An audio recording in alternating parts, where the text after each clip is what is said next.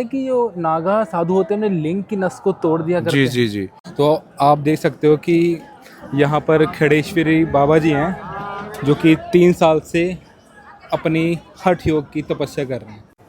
तो दोस्तों सबको ओम नमो नारायण। मैं आ चुका हूँ महाकुंभ में और यहाँ पर जो बाबा जी हैं वो हठ योग कर रहे हैं।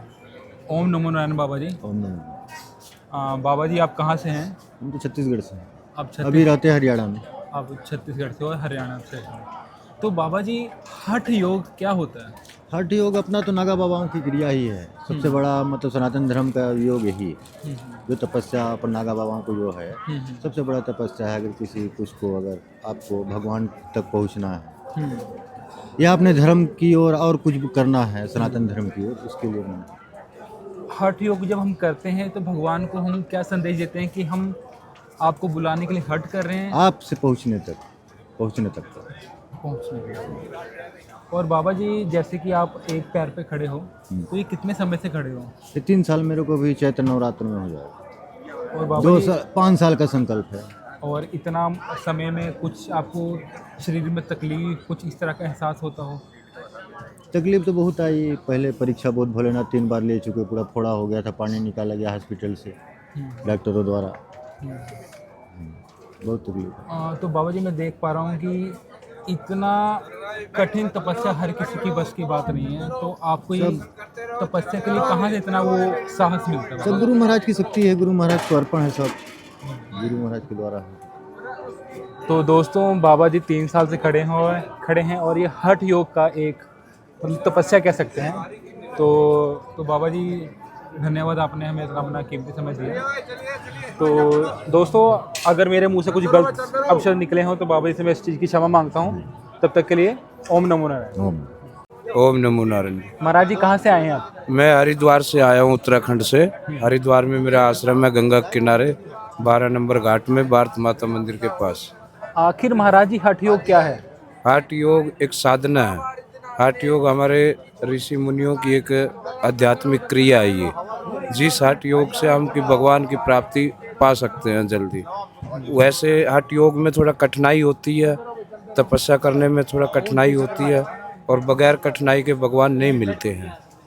तो इसलिए संत लोग कुछ हठ योग क्रिया करते हैं, जैसे कोई खड़े सूरी करता है, कोई जल धारा करता है, कोई पंचधूनी तपता है। ये सब अलग अलग इनकी क्रियाएं हैं साधुओं की। मैं 5 साल से खाली चाय पीता, फल फ्रूट कुछ नहीं खाता। आप 5 साल से लगातार अकेली चाय पीते हो। फल फ्रूट कुछ नहीं खाता। ये भी एक हठ योग का हठ योग साधना, हठ योग की साधना है, क्रिया है ये खड़ेश्वरी बाबा, ये एक हठ योग है। ऐसा तो बाबा जी क्षमा चाहता हूँ अगर मेरे मुंह से कुछ गलत निकला हो। जो कहते हैं नागा साधु होते हैं पूरे शरीर में भस्म लगाते हैं, आखिर भस्म लगाने का मतलब क्या है?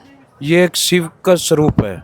जो नांगा बनता है जब वो विभूति लगा लेता है वो स्वयं शिव बन जाता है, शिव का स्वरूप बन जाता है वो। और भस्म एक उसकी चादर है, जैसे हम ये चादर ओढ़ते हैं ऊपर, भस्म एक इस शरीर की एक चादर है। और नागा और अघोर में क्या अंतर है?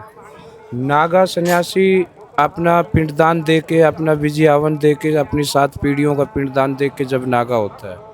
और अघोर ही एक साधना होती है, उसमें जैसे उन लोगों में जैसे सन्यास है, नागा सन्यास में कोई मांस मदिरा दारू ये कोई गलत नहीं, शुद्ध शाकाहारी चलेगा।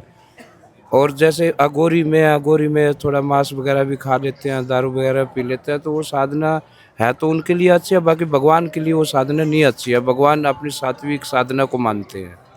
और महाराज जी क्षमा चाहता हूँ अगर मेरे मुझसे कुछ गलत निकल गया हो जी और कहते हैं कि जो नागा साधु होते हैं उन्हें लिंग की नस को तोड़ दिया करते जी हैं। जी जी। तो इसके ये बारे में हमारी एक क्रिया है नागाओं की। जब नागा संन्यास दिया जाता है उसको, तो पहले उसके 7 पीढ़ी के पिंडदान दिए जाते हैं गंगा के किनारे।